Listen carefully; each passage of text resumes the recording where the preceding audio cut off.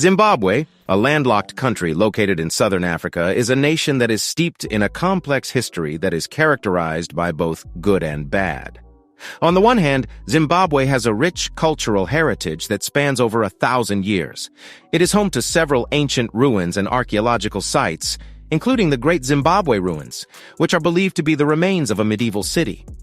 However, Zimbabwe's recent history has been marked by political turmoil and economic hardship.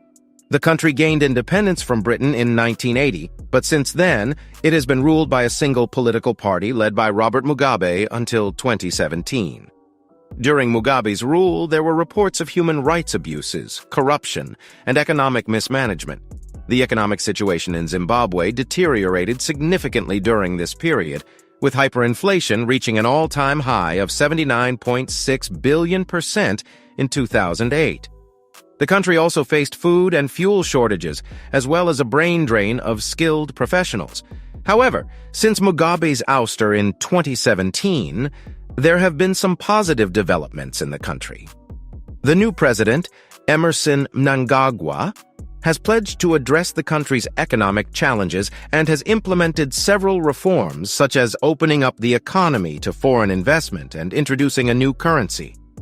One of President Mnangagwa's masterstrokes is the ban on lithium exports, and the country could be on its way to becoming an African giant. The Zimbabwean government has recently implemented measures aimed at increasing the country's revenue from mineral exports by prohibiting the export of raw lithium from its mines.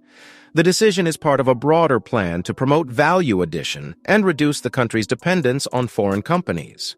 In a circular published on December 20th, the Ministry of Mines and Mining Development invoked the Base Minerals Export Control Act, stating that the prohibition was intended to ensure that the vision of the president to see the country becoming an upper-middle-income economy has been realized.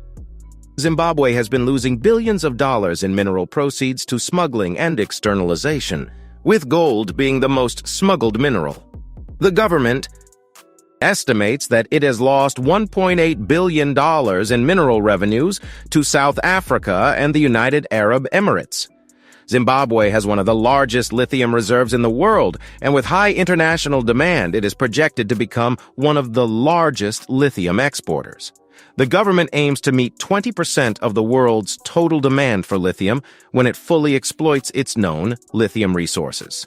Mineral exports contribute to approximately 60% of Zimbabwe's export earnings, while the mining sector accounts for 16% of its GDP, according to a mining report by the London School of Economics. The circular prohibits the export of lithium-bearing ores or unbeneficiated lithium whatsoever, without written permission from the Minister of Mines and Mining Development, Winston Chitando. The directive, however, excludes mining companies that have invested in processing plants, as they are expected to contribute to the government's value addition strategy.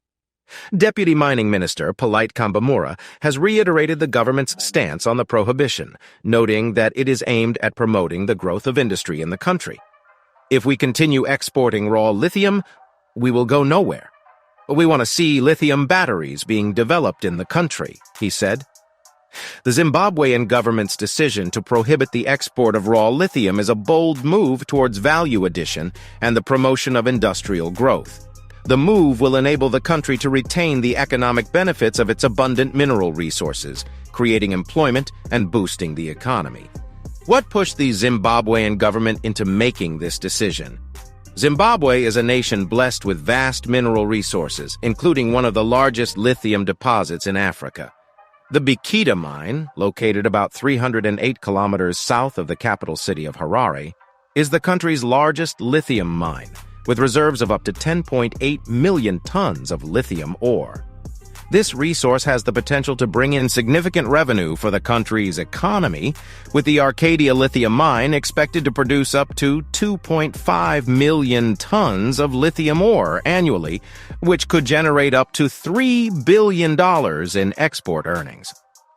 However, despite the potential wealth that Zimbabwe's mining industry could bring to the country, there have been allegations of illegal trade and exploitation of the country's resources by multinational corporations from wealthy nations. It is estimated that in 2015 alone, Zimbabwe lost around $12 billion through illegal trade involving mining companies from developed nations. This staggering figure is enough to clear the country's foreign debt, which stood at $13.7 billion at the time. These companies have been accused of exploiting Africa's natural resources and leaving the countries poorer by taking away the raw materials, only to return and sell the finished products back to the continent in the form of smartphones, car batteries, and other rechargeable electronics. This situation has perpetuated a cycle of poverty in many African nations, including Zimbabwe, where natural resources have been plundered without adequate compensation or investment in the local economy. In recent years, there have been calls for greater transparency and accountability in the mining industry, particularly in Africa, to ensure that countries with valuable mineral resources receive their fair share of the profits. This would involve enacting policies and regulations that promote sustainable and responsible mining practices, as well as ensuring that companies pay their fair share of taxes and royalties to the host countries. If Zimbabwe and other African nations can successfully address these challenges and harness the potential of their mineral resources, they could unlock significant economic growth and development, lifting millions of people out of poverty and setting the stage for a brighter future. However, this will require a concerted effort from both governments and multinational corporations to work together towards a common goal of sustainable and responsible development that benefits all stakeholders. But why is lithium so important? And how is the ban going to be beneficial to Zimbabwe? As the world becomes more focused on the need for clean energy and sustainable mobility, the role of lithium as a critical component in rechargeable batteries has become more important than ever. The high electrochemical potential of lithium makes it an ideal material for creating batteries with high energy density, which is essential for powering electric vehicles and other electronic devices. Battery manufacturers are increasingly turning to lithium-ion batteries as the dominant technology in the industry. This is because, over time, the cost of producing lithium-ion batteries has decreased significantly. In fact, they are now 30 times cheaper than when they first entered the market in the early 1990s. However, the growing demand for lithium has led to a significant increase in its price in recent times. The benchmark minerals lithium price index has reported that the price of lithium has surged by more than 180% in the past year alone. This sudden spike in demand has been attributed to the growing adoption of electric vehicles worldwide, especially in China, the world's largest market for electric vehicles. The price of lithium carbonate, a key component in lithium-ion batteries, has reached unprecedented levels, with spot prices in China hitting a record high of $84,000 per ton in November. This is a cause for concern for battery manufacturers, as it threatens to raise the overall cost of battery production, thereby making electric vehicles and other electronic devices more expensive. Zimbabwe's decision to ban the export of unprocessed lithium presents an opportunity for the country to establish itself as a key player in the global lithium market. By processing its lithium locally, Zimbabwe can add value to the mineral and create jobs in the process. The move will also help to attract foreign investment in the country's lithium industry, which could provide a much-needed boost to Zimbabwe's economy. While the ban may cause some short-term challenges, such as a decrease in revenue from the export of unprocessed lithium, the long-term benefits are significant. Zimbabwe has the potential to become a major lithium producer, with vast reserves of the mineral in its Bikita, Kamativi, and Arcadia mines.